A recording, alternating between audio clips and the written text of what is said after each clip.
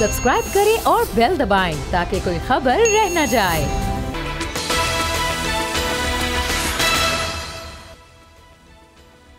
अस्सलाम वालेकुम, मैं हूं फैसल अजीज़ खान।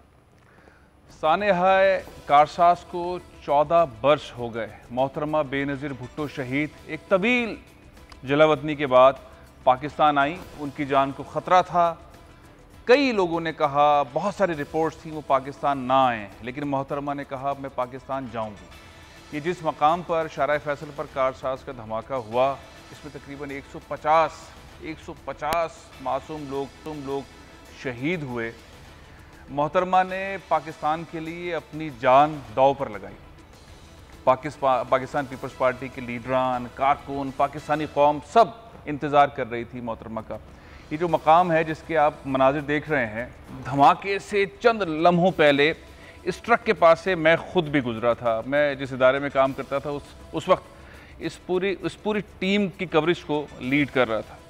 ये जब मनाजिर देखे जाते हैं तो उस वक्त बार बार ये जहन में आता है कि मोहतरमा बेनज़ीर भुट्टो ने कितनी बड़ी कुर्बानी दी, अपनी जान को ख़तरे में डाला और इस मुल्क के लिए डाला।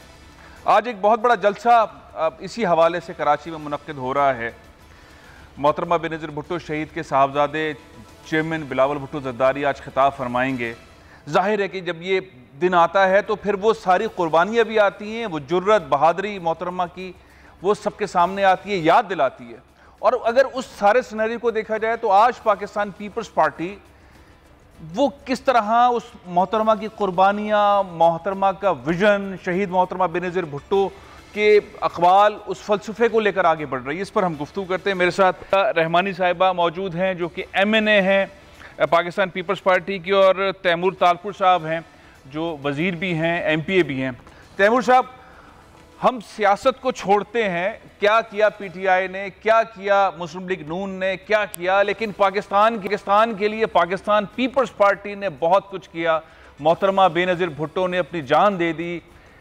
जान तो दिसंबर में गई, लेकिन ये वाला उनको ख़तरात थे, उनको बहुत ज़्यादा मना किया गया, लेकिन मोहतरमा आईं और पाकिस्तान में जमहूरियत को आगे बढ़ाया। ये जब आज का दिन आता है, सानिया कारसाज आता है, तो आपके जहनों में क्या आता है? मोहतरमा की क्या बातें जहन में आती? ये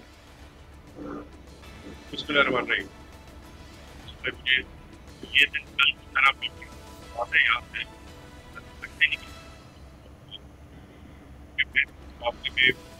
मोहतरमा गाड़ियों से चंद गाड़ियाँ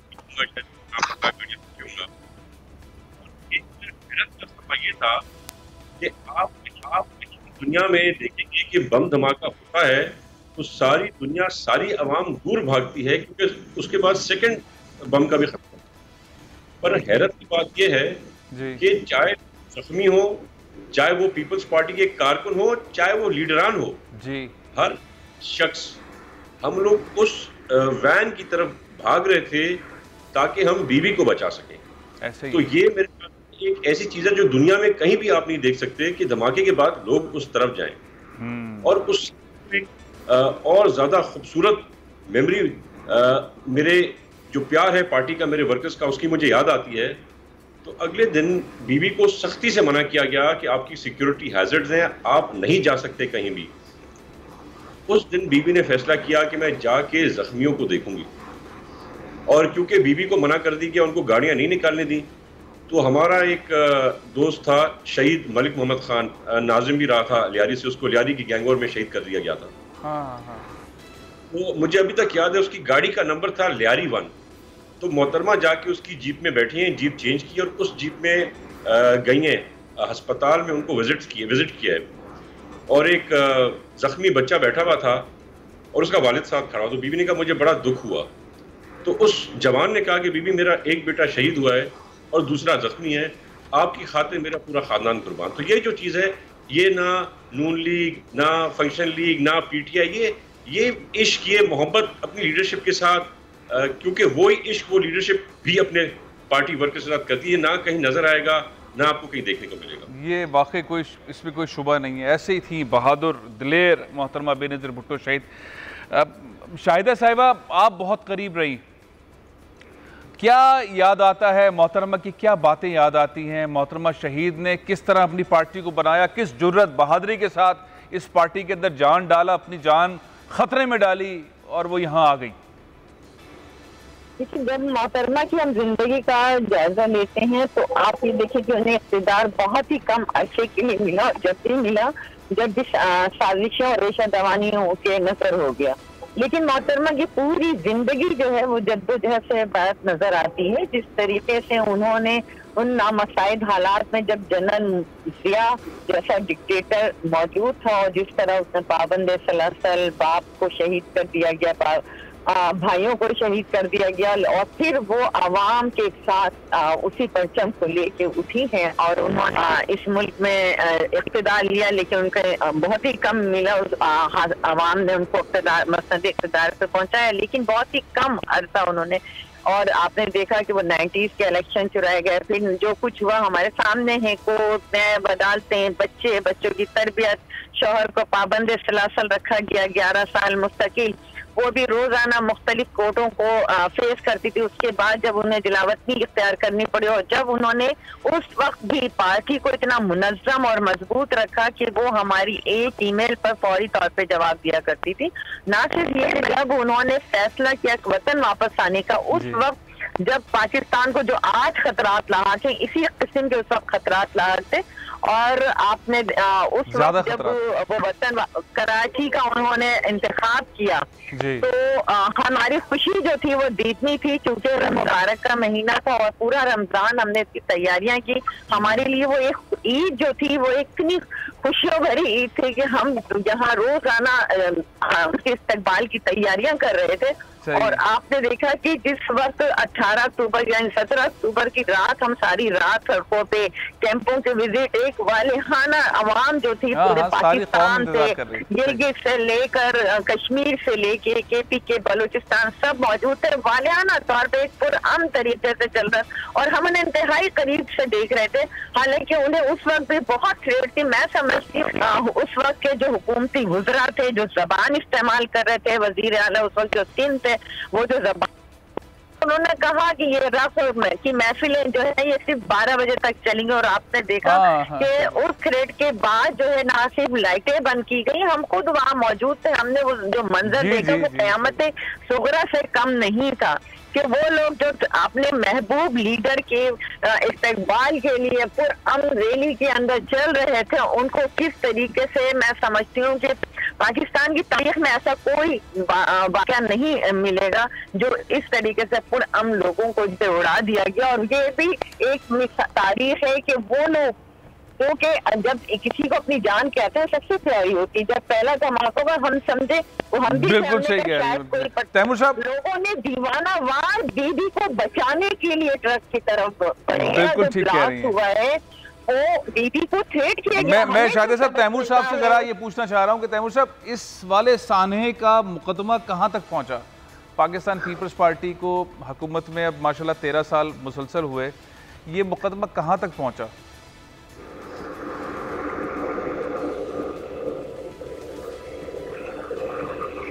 तैमूर साहब आवाज आ रही है सर आपको?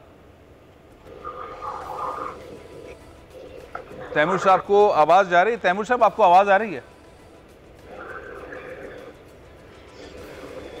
तैमूर साहब को आवाज नहीं जा रही है।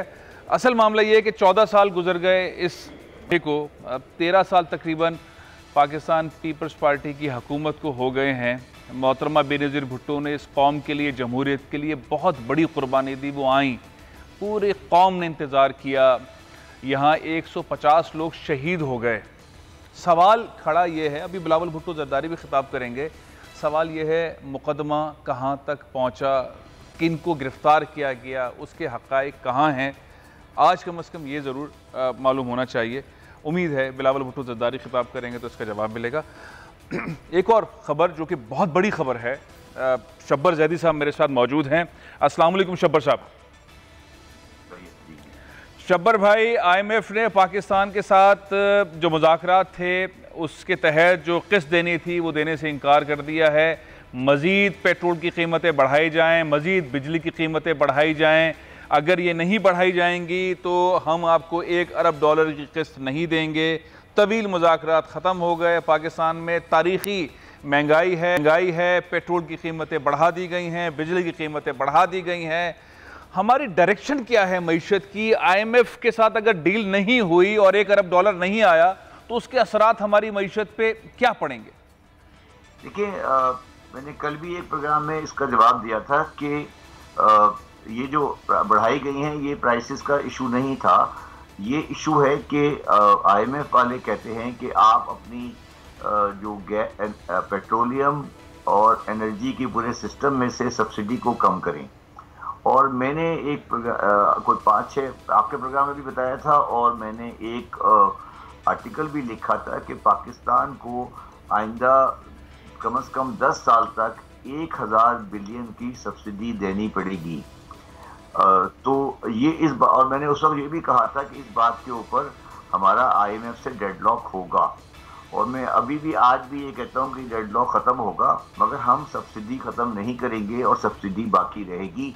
IMF चाहे हमारे साथ चले या नहीं चले, हमें 1000 बिलियन की सब्सिडी देनी है और वो हमारी इकनॉमी के लिए ज़रूरी है। हम बजट डेफिसिट को बढ़ाएंगे, मगर हम सब्सिडी दे के चलेंगे। IMF अगर नहीं देता हमें एक जो भी उनकी ट्रेंच है, तो भी हम बिजली की कीमत नहीं बढ़ाना चाहते। और ये जो डेडलॉक है ये बिल्कुल एंटीसिपेटेड है, इस पे कोई है, पाकिस्तान इससे पीछे नहीं हटेगा। अच्छा। और IMF को पीछे हटना पड़ेगा, पाकिस्तान इस पे पीछे नहीं हटेगा। मैंने कल रात को भी ये कहा था। लेकिन शब्बर भाई, कीमतें तो बढ़ा दी, पाकिस्तान के पीछे नहीं हटेगा। पाकिस्तान ने पेट्रोल की कीमतें बढ़ा दी, बिजली की बढ़ा दी। आम आदमी तो कह रहा है कि आपने उनकी बात भी मान ली है और हमें कह रहे हैं कि हम उनकी बात भी नहीं मान रहे हैं। आम आदमी को तो ये बात थोड़ी समझ आ रही है। वो कह रहा है आप खामखा की बातें कर रहे हैं, IMF से बात नहीं हुई, आपने पैसे भी बढ़ा दिए, अब आप कह रहे हैं हम उनकी बात भी नहीं मानेंगे, हम पैसे नहीं बढ़ाएंगे, बिजली के पैसे नहीं बढ़ाएंगे, अब डीजल के पैसे, पेट्रोल के नहीं बढ़ाएंगे। ये कैसे समझाया जाए? नहीं भाई, देखिए, ये जो अभी बढ़ा है ये नहीं है। वो तो कहते हैं कि आप सब्सिडी को जीरो कर दें। अच्छा। डिमांड इस बात के ऊपर कि सब्सिडी को जीरो कर दें, आप बिल्कुल इसको लेकर आए कि जो भी प्राइस आती है वो करें। अब सवाल आपका जो है वो ये नहीं है। सवाल अब ये है कि अगर IMF से बात खत्म हो जाती है तो आपका प्लान बी क्या है?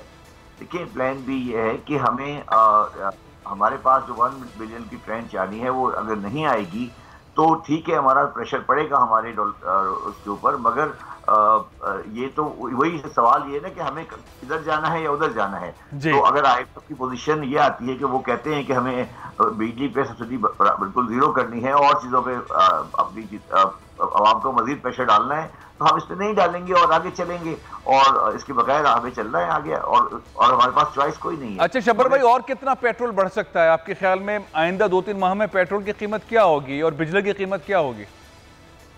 देखिए, बात ये ना कि तकरीबन, देखिए बात वो ये आएगी, वो एक तो प्राइसिंग की बात है। आप समझेंगे तकरीबन इसमें जो आज प्राइस है, मैंने कहा ना कि तकरीबन 1000 बिलियन की सब्सिडी की बात हो रही है। बेसिकली 1000 बिलियन रुपीस छोटी अमाउंट नहीं होती है, बहुत बड़ी रकम है। 1000 अरब रुपए की बात हो रही है।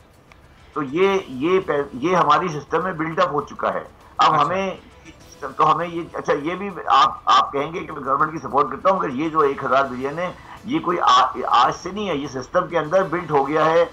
जो बिजली का सिस्टम है उसके अंदर हमने ये बिल्ट अप कर दिया है। ठीक है। और तो अब सवाल ये कि हमें इस वक्त हम बात करनी चाहिए हमें प्लान बी के ऊपर। IMF नहीं आएगा तो हम क्या करेंगे? इसमें IMF नहीं आएगा तो हम इसको इसी तरह चलाएंगे। और मैंने कल रात भी कहा था कि अगर गवर्नमेंट को प्रेशर आता है और अशियाए सर्फ की कीमतें बढ़ती जाती हैं तो मैं और इमरजेंसी की पोजीशन आती है और गवर्नमेंट आवाम के साथ चलना चाहती है, तो मैं तो यहाँ तक रिकमेंड करूंगा कि गवर्नमेंट 5 अशिया के ऊपर राशनिंग शुरू करके लोगों को सस्ते दामों ये चीजें प्रोवाइड करे। क्योंकि ये आपने पहले भी कहा था जी, ये 5 अशिया के अंदर के। अच्छा, एक और मामला है जिससे ताजिर और इंपोर्टर एक्सपोर्टर परेशान है कि काटी के लोग तो ये भी कह रहे हैं कि FBI ने जो अकाउंट मंजमद करने वाली बात की है उस शिक को वापस किया जाए। ये अकाउंट बंद करना सनतकारों के, एक्सपोर्टर्स के, इंपोर्टर के, ये इससे क्या टैक्स वसूली में मदद मिलेगी? ये तो सब आपको याद है, मैंने ही ये प्रोविजन डाली थी और मेरे आने के जब मैं आया था उस दिन मैंने ही ये की थी। और वो अकाउंट्स वो इसका ताल्लुक नहीं है। हमें बात ये करना चाहिए कि अगर IMF की पोजीशन नहीं आती तो हम क्या करेंगे? मेरा फिर आपको दोबारा मैं ये कह रहा हूँ, नहीं वो बात हो गई आपकी बात, समझ गई। सब्सिडी वाली बात आ गई, 1000 वाली आई, लोग समझ जाएंगे हुकूमत ये करे, और राशन वाली बात करके तो आपने मामला ही खत्म कर दिया ना, हुकूमत हैंडल कर लेगी। अब ये है कि सनतकार काम करना चाहता है, इंपोर्टर काम करना चाहता है, काम होना चाहिए, उनको खौफ डर ये है कि हमारे अकाउंट बंद कर देंगे FBR वाले। अब ये टेंशन वाला इन्वायरमेंट के अंदर एक तरफ महंगाई है, दूसरी तरफ कारोबार, अकाउंट बंद हो जाएंगे, इसका हल कैसे निकलेगा? होना चाहिए अकाउंट बंद। देखिए, मैंने आपको बताया कि जब मैं FBR चेयरमैन बना था तो मैंने पहले दिन जाके एक इंस्ट्रक्शन इशू की थी कि किसी की दुकान पे रेड नहीं होगा और किसी का बैंक अकाउंट फ्रीज नहीं होगा। ठीक है। और ये 3 साल तक चलता रहा। परसों उन्होंने खत्म कर दिया। मैंने इसके ऊपर कल और पहले भी दूसरे चैनल में बयान दिया था कि मैं जब वज़ीर ख़ज़ाना वापस आएंगे उनके मशवरे के बाद इसको प्राइम मिनिस्टर के पास लेके जाऊंगा और इंशाल्लाह ताला हम इसको वापस लेकर आएंगे। इसको वापस लेकर। अच्छा, अब एक और चीज़ आपने कही थी, लोग इंतजार कर रहे हैं, आपने पिछले साल भी कहा, काफ़ी टाइम से कह रहे हैं कि 5000 रुपये का नोट बंद हो जाएगा, हमने ये लिख कर दिया हुआ है। 5000 रुपये का नोट तो बंद हो नहीं रहा, रिश्वत सतानी उसी जगह पे, महंगाई पर भी जाहिर है उसका असर पड़ता होगा। ये 5000 रुपये का नोट आप कब आपके ख्याल में बंद होगा? देखिए, 5000 के नोट की बात नहीं है। शायद आपने खबर पढ़ी हो कि लाहौर में जब उन्होंने FIA के लोगों ने डॉलर के सिलसिले में एक्सचेंज कंपनियों के ऊपर लोगों के छापे मारे तो $63 मिलियन का लोकल आपको डॉलर रिकवर हुआ है उन लोगों से जी। तो आप अंदाजा कर लें कि पाकिस्तान में कैश की और डॉलर की और गोल्ड की ट्रांजेक्शन किस लेवल पर है। तो हमें इन सब चीज़ों का ध्यान रखना है और एक डिफरेंट तरीके से चलना है। हम जो पुराने तरीके से चल रहे हैं इसमें चलते हुए हम इस मुल्क को नहीं चला सकते और हमें अब थोड़ी सी लोगों ये जो बिल्कुल खुली छूट हमने चीज़ों में दी हुई थी इन पे थोड़ा सा हाथ रखना पड़ेगा। अगर गवर्नमेंट ये करेगी तो चल पाएगी, अदरवाइज मुश्किलात बढ़ती जाएंगी, वहाँ हुकूमत नहीं चल पाएगी। अच्छा, एक चीज़ बताइए, अब बहुत आसान सा मामला है, सारी दुनिया के अंदर महंगाई है, सिर्फ पाकिस्तान में नहीं है। एक सप्लाई चेन टूट गई है, कोविड के आफ्टर इफेक्ट्स हैं, चाइना के अंदर भी महंगाई है, तो अमेरिका में भी है, हमारी पड़ोसी मुल्कों में भी है। ये तो दुनिया भर के अंदर एक सिनेरियो है। ये सिनेरियो हमेशा के लिए है या इसका कोई टाइमर है? आपको नजर आ रहा है खात्मा होगा इसका, ये कम हो जाएगा? आपकी स्मगलिंग की बात करें? जी, मैं ये बात कर रहा हूँ कि चाइना के अंदर 3 दिन के लिए इंडस्ट्री बंद है, जर्मनी के अंदर मामलात हैं, बरतानिया के अंदर जो पेट्रोल का मामला आया तो फौज ने अपने ड्राइवर दे दिए गाड़ियां चलाने के लिए। जर्मनी के अंदर, अमेरिका के अंदर, सारी दुनिया के अंदर एक महंगाई का मामला है, सप्लाई लाइन टूटी हुई है जिसके बहुत सारे वेसल जो है वो समंदर में खड़े हैं। तो इस सारे सिनेरियो को हल होने में आपके ख्याल में कितना वक्त लग सकता है? देखिए, सप्लाई चेन तो कोविड की वजह से टूटी है और वो चीजें डिस्टर्ब हुई हैं, मगर पाकिस्तान में मसला सप्लाई चेन के टूटने का नहीं है। तो इंपोर्ट जो चीजें महंगी आ रही है, पाकिस्तान में चीजें पहुंच नहीं पा रही हैं, बहुत सारे लोग ये कह रहे हैं कि भाई चीज आएगी तो ये जो डिमांड एंड सप्लाई है जिसकी वजह से तेल महंगा हुआ है वो नीचे आएगा। पाकिस्तान में तेल नहीं होता, तो बहुत सारी ऐसी चीजें पाकिस्तान में इस वजह से भी महंगी है। नहीं, मेरा मुझे आपकी आवाज साफ नहीं, मगर मैं सिर्फ ये कहना चाहता हूँ कि बात ये कि हमारा जो मसला है, इंटरनेशनल प्राइसेस तो अपनी जगह पर बढ़ी हुई हैं, हाँ। मगर पाकिस्तान में इंटरनेशनल प्राइसेस का असर जरूर आ रहा है, मगर उसके अलावा पाकिस्तान में जो एक्स्ट्राऑर्डिनरी प्रॉफिटियरिंग हो रही है और जो लोग इससे नाजायज फायदा उठा रहे हैं उसको हम टैकल नहीं कर पा रहे, और जो कैश इकोनॉमी है वो उसको मल्टीप्लायर इफेक्ट देके और प्राइस को बढ़ा रही है। तो ये जो हमारी कमजोरी है, ये बुनियादी मसला है पाकिस्तान की एक्स्ट्राऑर्डिनरी प्राइस इंक्रीज की वजह है ये बेसिकली। बहुत बहुत शुक्रिया शब्बर ज़ैद।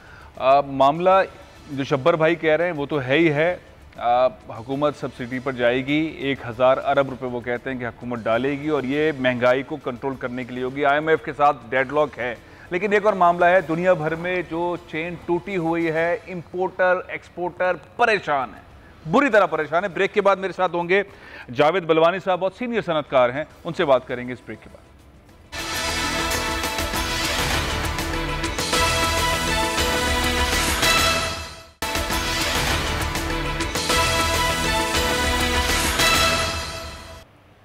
Welcome back. मुल्क में बहुत महंगाई है, सनतकार परेशान है, ताजिर परेशान है। शब्बर ज़ैदी साहब कह रहे थे कि हुकूमत पाकिस्तान को 1000 अरब रुपए डालने पड़ेंगे, कम से कम 5 से 6 चीज़ों के ऊपर सब्सिडी देनी होगी, तब जाके महंगाई में कमी होगी।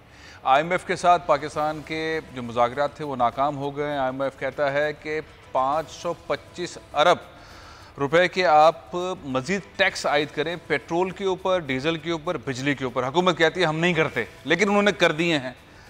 अच्छा, इंपोर्टर एक्सपोर्टर सप्लाई चेन टूटी हुई है दुनिया में, जिसकी वजह से बहुत बुरी तरह परेशान है। अब ये जो मसाइल हैं इसके ऊपर बात करते हैं। जावेद बलवानी साहब मेरे साथ मौजूद हैं। अस्सलाम वालेकुम जावेद भाई। वालेकुम सलाम। ये परेशान कुन सूरत हाल है, बड़ा घिचपिच हो गई मईशत, पाकिस्तान के अंदर भी पाकिस्तान के बाहर भी। हुकूमत भी जो है वो स्टेप्स लेती है, लेकिन उसके नताइज उस तरह से नजर नहीं आते। इन जो 4-5 बड़े बड़े मसाइल हैं, उनके हल के लिए short term, mid term, long term strategy होनी क्या चाहिए? सनतकार क्या चाहते हैं? देखिए, ये पूरी दुनिया के अंदर आपने बिल्कुल सही कहा कि महंगाई हो गई है, पूरी दुनिया की सप्लाई चेन टूट गई है कोविड की वजह से। पिछले 2 साल, 2.25 साल से ये सारा सिलसिला शुरू हुआ है। मगर उसके अंदर जो है वो पूरी दुनिया के अंदर 72 मिलियन जो है वो 20 फीट इक्विवेलेंट यूनिट्स होते हैं, तो हैं इस वक्त दुनिया में। उसमें से 70 to 75% जो है वो पोर्ट्स पे स्टक हो गए हैं दुनिया के। 75% तक स्टक हो गए? 75% स्टक हो गए। अच्छा, वो स्टक क्यों हो गए? कि लॉकडाउन जो लगना शुरू हुआ तो सब घरों में बैठ गए, तो सारी मूवमेंट रुक गई। अब वो पोर्ट्स पे स्टक होते गए। ये पोजीशन है दुनिया की। जो अमेरिका के जो बड़े 2 पोर्ट हैं, एक एली पोर्ट सी पोर्ट और एक लॉन्ग बीच सी पोर्ट, वहां पे नवंबर 2020 तक के कंटेनर पड़े। 1 साल हो गया अब उनको कंटेनर को पड़े हुए। नवंबर, आज अक्टूबर शुरू हो गया 21। मतलब आप लोग घरों से ही सप्लाई चेन रुकी हुई थी। अच्छा, मैं अभी 2 महीने पहले अमेरिका में था, तो अमेरिका के अंदर सारे शेल्फ खाली पड़े। मैं शिकागो गया, न्यूयॉर्क गया, बहुत बुरा हाल। स्टोर्स खाली पड़े जो है उनको स्टोर खाली पड़े और इनको आदमियों की जरूरत। हर शॉप पे, छोटी बड़ी दुकान सब पे, सब स्टोर है कि आदमी चाहिए हमें। अब मुझे ये बताएं कि अब पाकिस्तान, एक जमाने में पाकिस्तान के अंदर, देखो पाकिस्तान के अंदर हमको पिछले 50 साल से नेगेटिव ग्रोथ है। जितने पॉलिटिशियन आए या जितने आर्मी के रूलर आए, सब बेकार की बातें हैं, कोई पॉजिटिव ग्रोथ नहीं हुई। आप 50 साल पहले देखें पाकिस्तान के अंदर कितना रिजर्व पेट्रोल होता था, कितना रिजर्व पानी होता था, कितना रिजर्व वीट होता था, कितने बड़े बड़े टीसीपी के वेयर हाउसेस बने हुए थे। वो सब कहाँ है? वो उसी साइज के हैं। वो मुल्क की आबादी बढ़ती गई, वो कभी नहीं बढ़े, ना कुछ हुआ। कोई तैयारियां, कोई हमने आज तक तैयारियां नहीं की। और मैं समझता हूँ कि ये जो प्रॉब्लम है, देखिए अब पाकिस्तान के साथ एक अच्छी बात क्या है कि पाकिस्तान ज्योग्राफिकली बहुत आइडियल लोकेशन है। पाकिस्तान के इर्द गिर्द बाय रोड आप जो है ना, दुनिया की 75 या 70-72% आबादी से आप टच हो। एक तरफ सेंट्रल एशिया है, एक तरफ चाइना है, एक तरफ इंडिया है, और एक तरफ आप ईरान से बाया टर्की यूरोप जा सकते हो। तो 73% दुनिया की आबादी तो ये। और अगर हमारे यहाँ बहुत साल पहले हम बचपन में सुनते थे RCD हाईवे, उस जमाने में हमारा प्रोग्राम था कि हम बाय रोड यूरोप एक्सपोर्ट करेंगे, बट वो सारे प्रोग्राम फेल कर दिए गए। आज पाकिस्तान के अंदर कोई समझदार या कोई काम कर सकता है, क्योंकि इस वक्त बाय रोड जो है, जैसे NLC से भेजें कंटेनर, वो भी हमने रज़ाक दाऊद को समझाया कि आप बाय रोड भेज दें। लेकिन ये बड़ी कामयाबी हो गई, आपने समझाया, लेकिन हो गया तो अब ये मुस्तकिल रहेगा, ये मुस्तकिल रहेगा टर्की तक। NLC के पास वो कंटेनर ही नहीं है, वो NLC के पास वो ट्रॉले ही नहीं है। वो ट्रॉले चाहिए, पाकिस्तान में नहीं है वो ट्रॉले। वो ट्रॉले आपको वो लॉजिस्टिक कंपनियां चाहिए, तो यूरोप से या चाइना से वो लॉजिस्टिक कंपनियां पकड़े या टर्की से, वो लोग ये काम कर सकते हैं। हमारी लॉजिस्टिक कंपनी के अंदर कोई चीज नहीं है। अच्छा, हमारे ट्रॉले पहुंचे हैं। अब मुझे बताओ कि हमारे यहाँ मदर वेसल्स एक जमाने के अंदर जो है बहुत आते थे। हमारे यहाँ शिपिंग लाइन्स एक जमाने के अंदर कोई काफी शिपिंग लाइन थी, आज से 5-6 रह गई। हमारी बदकिस्मती। आप देखें कि पहले एक जमाने में एयरलाइन पाकिस्तान में इतनी आती थी, आज 2, 4, 6, 8 एयरलाइन आती। अच्छा जावेद भाई, ये बताएं, ये जो सप्लाई लाइन टूटी हुई है, आपने बताया कि 1 साल हो गया है, कंटेनर्स पड़े हुए हैं, लास्ट ईयर नवंबर से पड़े हुए हैं, अब तक नहीं उठे हैं। अमेरिका के मॉल्स खाली पड़े हैं, यही हाल यूरोप के अंदर भी है। चाइना बंद पड़ा है 3 दिन तक, वहां पे बिजली का लोड शेडिंग चल रही है, इंडस्ट्री वहां बंद है, नहीं पहुंच पा रहा ऑस्ट्रेलिया से कोयला नहीं जा रहा। ये कब तक आपके ख्याल में ठीक होगा? इसको ठीक होने में कितना टाइम लगेगा? देखिए, ये सारा बैकलॉग जो है ना नॉर्मली होता क्या है कि मैं आपको एक छोटी सी मिसाल बताएं। अच्छा, एक बात और कहूँ कि पाकिस्तान से एम्प्टी कंटेनर कभी आज तक एक्सपोर्ट नहीं हुआ, आजकल एम्प्टी कंटेनर ये कंटेनर दुनिया को चाहिए, पाकिस्तान एम्प्टी भेज रहा है। अच्छा अच्छा, एम्प्टी कंटेनर क्यों ले जा रहे हैं? क्योंकि उनको दूसरी जगह से फ्रेट अच्छा मिलता है, समझे? मदर वेसल्स नहीं आते। अच्छा, ये सब चीजें लॉकडाउन जो है ना, ये उसकी वजह से सब प्रॉब्लम जो क्रिएट हुआ है। अब ये बैकलॉग कैसे सही होगा? अब मैं आपको छोटी सी लीक शिप आती है, वो पाकिस्तान से एग्जाम्पल 10 कंटेनर ले जाती है हर रोज के, और अगर वो 1 साल तक तो अब मुझे ये बताएं, अब वो दोबारा जब सही होगा सब चीज, तो वो 10 कंटेनर की बजाय कोई 100 कंटेनर तो नहीं ले जाएगी। उसके पास हमेशा 10 की जगह होती थी पाकिस्तान के लिए, ठीक है, वो 10% ज्यादा ले जाएगी, बोलेगी 1 कंटेनर और डाल दो, या 20% ले जाएगी, 2 और डाल दो। हाँ, चाहिए। तो जो साल भर में जमा हुए हैं वो कब तक खत्म हुए? इसका मतलब है इसमें 2-3 साल लग जाएंगे, सारे इस चेन को ठीक करने में 2-3 साल लग जाएंगे। मैं समझता हूँ 1 साल से पहले ये खत्म नहीं होगा। 1 साल लगेगा, क्योंकि सब अच्छा चल 1 साल लगेगा। अब अगला मामला ये है कि जो दुनिया में महंगाई आई हुई है, जिसकी वजह से डिमांड एंड सप्लाई की वजह से, सप्लाई चेन टूटने की वजह से, इस महंगाई में भी 1-1.5 साल लगेगा कम होने में, या यही रेट रहेंगे फिर ये ठीक होने के बाद भी? भाई ये तो मुझे तो जो पेट्रोल के दाम जो है ना, ये तो अभी $84 के, $80 ब्रेंट के, ये तो $126 तक गए 2012 में, एक जमाने में $140 तक गए, ठीक है। अगर ये उधर जाएंगे तो हमारा क्या होगा, बात समझे हम? नहीं, जब 126-140 तक गए, हमारे पास तो फ्यूल इतना नहीं बढ़ा था ना, उसके वक्त इतने पैसे नहीं बढ़ाए गए थे। अब तो लोगों की चीखें निकल गई, ये चीखें निकलती रहेंगी। यूं नहीं है, उस वक्त जो है सिर्फ एक पेट्रोल ही था ना, अब तो चारों तरफ से अटैक है ना आपके ऊपर। ये RLG का भी अटैक है, आपके ऊपर गैस का भी अटैक है, आपकी सारी जो गैस के वेल हैं डिप्लीट हुए में, आपको हर तरफ से अटैक है। आपने ना देखो, एग्रीकल्चर आपके यहाँ कम, एग्रीकल्चर कंट्री है, व्हीट इंपोर्ट करते हो, शुगर इंपोर्ट करते हो, शर्म की बात है। ये तो स्ट्रेटेजी एग्रीकल्चर बैड स्ट्रेटेजी है जिसकी वजह से कर रहे हैं आपकी जी। तो आपके पास, आपके ऊपर इस वक्त हर तरफ से अटैक है, एक तरफ से अटैक नहीं, हर तरफ से अटैक है। मतलब ICU के अंदर एक पेशेंट होता है और एक नॉर्मल पेशेंट होता है, एक आध बीमारी होती है, हार्ट हुआ है। अब ICU के अंदर तो उसके सारे ऑर्गन हिले हुए होते हैं, इस वक्त सारे ऑर्गन हिले हुए हैं। अच्छा, तो बहुत ही बुरा हाल। एक और चीज बताइए, पेशेंटों की वजह से काटी कहता है FBR से कि जो अकाउंट मंजमद किए गए हैं, जो शिक रखी गई है नए ऑर्डिनेंस के अंदर, FBR जो कर रहा है ये वापस ले। ये इंपोर्टर एक्सपोर्टर को अकाउंट्स बंद करने वाले मामले में भी शब्बर भाई कह रहे थे, मैंने लिख कर दिया हुआ था, वजीर खजाना वापस आएंगे तो मैं उनको प्राइम मिनिस्टर के पास लेके जाऊंगा और ये शिक खत्म करवाऊंगा। इससे हो क्या रहा है अकाउंट्स बंद करने से? अगर आप पेमेंट नहीं कर रहे, अकाउंट बंद कर देंगे, इसमें क्या प्रॉब्लम है? नहीं, ये तो जो है ना, देखो अब होता क्या है, कोई समस्या होता क्या है कि नॉर्मल प्रैक्टिस जो होती है कि कोई भी मसला होता है तो आप शो कोस करते हो, और 90% जब ये शो कोस करते हैं ना, तो 90% वो शो कोस के बाद केसेस जो हैं वो टैक्स पेयर के फेवर में जाते हैं। 95%। इसका मतलब क्या है कि 5% उनके रॉन्ग वो होते हैं शो कोस। अच्छा, तो आप मुझे शो कोस जब भेजते हो तो आप 5% आपके सही होते हैं, बाकी 95% गलत होते हैं। उनके सही होते हैं, उनको पावर दे रहे हो 100% को पकड़ने की। ये कैसे हो सकता है? तो ये बहुत बड़ा प्रॉब्लम है। वो सही कह रहे हैं, जो भी लोग कह रहे हैं सही कह रहे हैं, ये होना ही नहीं चाहिए, खत्म होना चाहिए। आप ऐसा सिस्टम करो कि आप 100 शो कोस नोटिस भेजो तो उसमें से मालूम चला कि एक गलत था, 99% सही थे।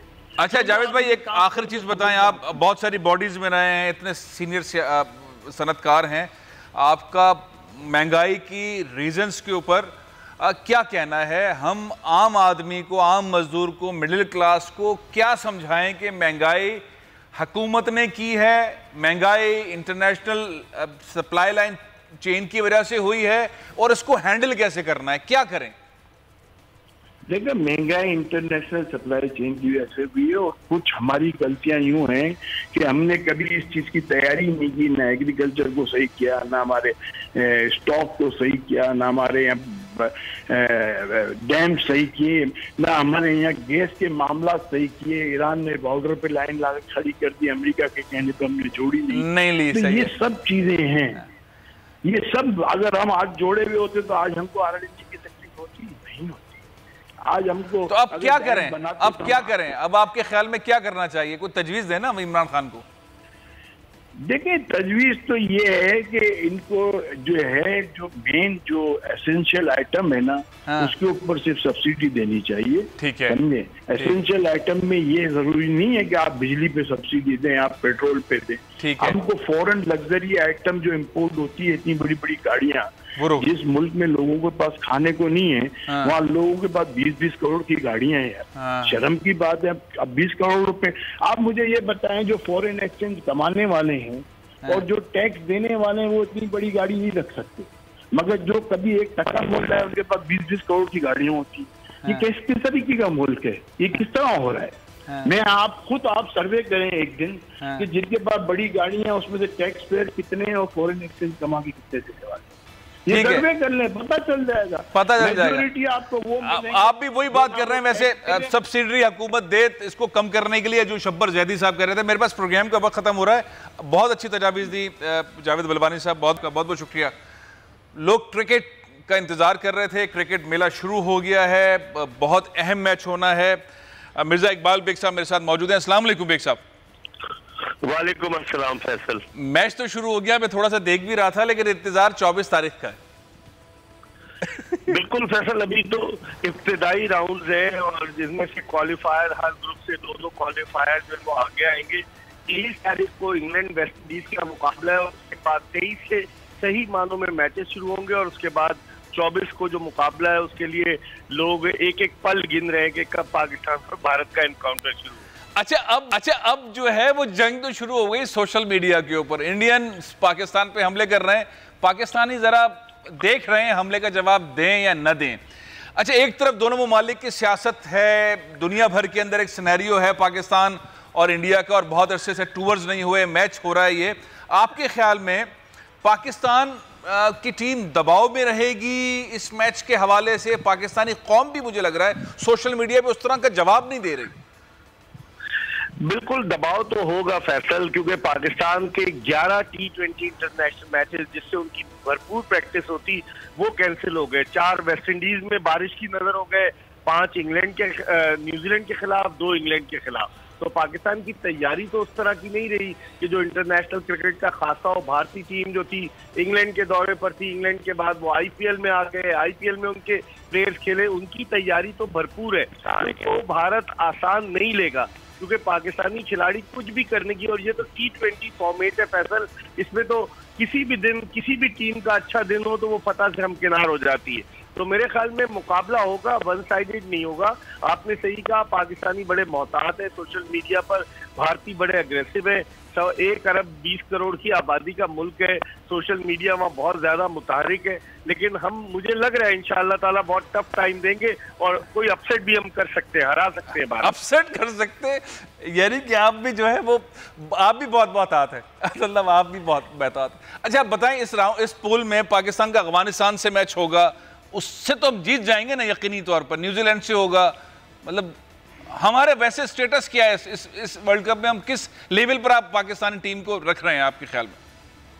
फैसल, आपने मेरे बारे में कहा मैं मोहतात हूँ, उसकी बुनियादी वजह यह है कि अगर आप ग्राउंड रियलिटी को देखें ना फैसल, बीइंग अ पाकिस्तानी तो मैं चाहूंगा पाकिस्तान भारत को बिल्कुल नॉकआउट कर दे, लेकिन ग्राउंड रियलिटी को भी हमें देखना पड़ेगा। जंग है, जंग नहीं है, क्रिकेट का मैच है ये। तो इसमें भारत का पल्ला फिलहाल ऑन पेपर भारी नजर आता है, जिस तरह की उनकी टीम है, जिस तरह उनके ऑलराउंडर हैं।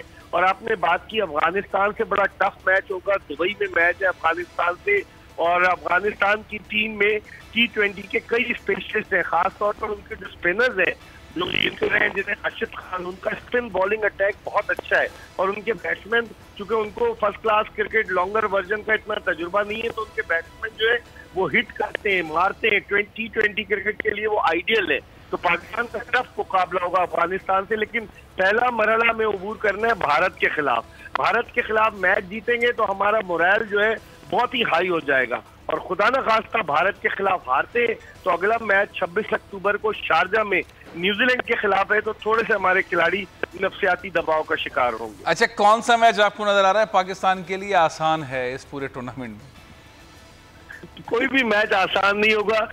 अभी फैसल टीमों को आना है क्वालिफायर, और हो सकता है हमारे ग्रुप में बांग्लादेश आ जाए। हाँ। और बांग्लादेश ने अभी ऑस्ट्रेलिया के खिलाफ अपनी सरजमीन पर T20 सीरीज में बड़ी अच्छी कारकर्दगी पेश की थी। उनके स्पिनर्स भी अच्छे हैं, उनकी टीम भी अच्छी है, तो कोई मैच आसान नहीं होगा T20 क्रिकेट में। अभी जो हो रहा है पापुआ न्यू गिनी और ओमान का, तो 129 रन का जो है वो स्कोर उन्होंने किया है पापुआ न्यू गिनी ने, तो ओमान जो है वो 130 रन के स्कोर के हदफ के ताकुब में जाएगा और जीत जाएगा। कि पाकिस्तानी निजात कप्तान है, उन्होंने 4 विकेटें हासिल की हैं। तो चले, ओमान भी आ गया अब इंटरनेशनल क्रिकेट में, लेकिन पाकिस्तान और जो पाकिस्तान भारत का मैच है वही सबके सरों पर सवाल। अच्छा, ये बताएं, ये तो जाहिर है कि मैंने बात भी यहीं से शुरू की थी कि पाकिस्तान इंडिया मैच, लेकिन फर्क क्या पड़ेगा वैसे हमारे बोर्ड में तब्दीली आने से, रमीज राजा साहब के चेयरमैन होने से, टीम की मैनेजमेंट में तब्दीली से? इससे कुछ सपोर्ट होगी, बूस्ट होगा, नफसियाती तौर पर हमारे प्लेयर्स मजबूत होंगे? सिनेरियो ये कि मैचेस नहीं खेले, प्रैक्टिस नहीं है उस तरह की जिस तरह की इंडिया की है, लेकिन ओवरऑल सिनेरियो, इमरान खान साहब की मीटिंग हुई पाकिस्तानी क्रिकेट टीम से, ये तमाम चीजें भी कोई सूदबंद साबित होती?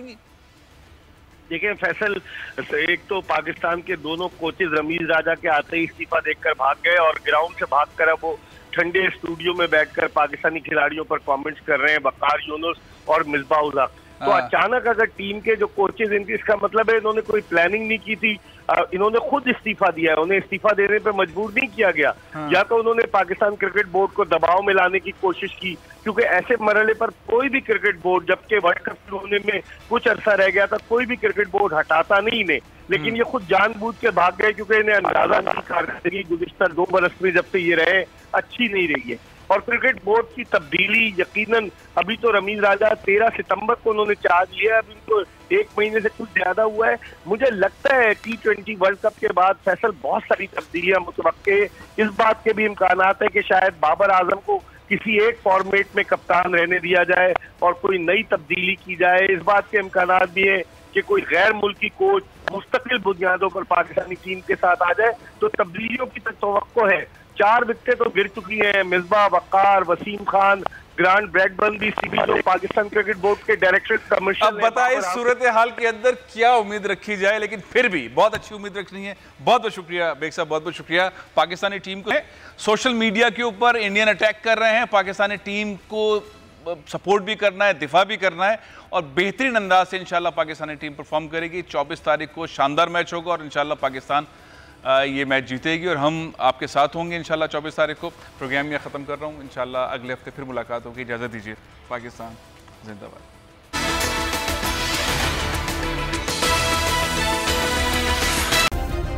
सब्सक्राइब करें और बेल दबाएं ताकि कोई खबर रह न जाए।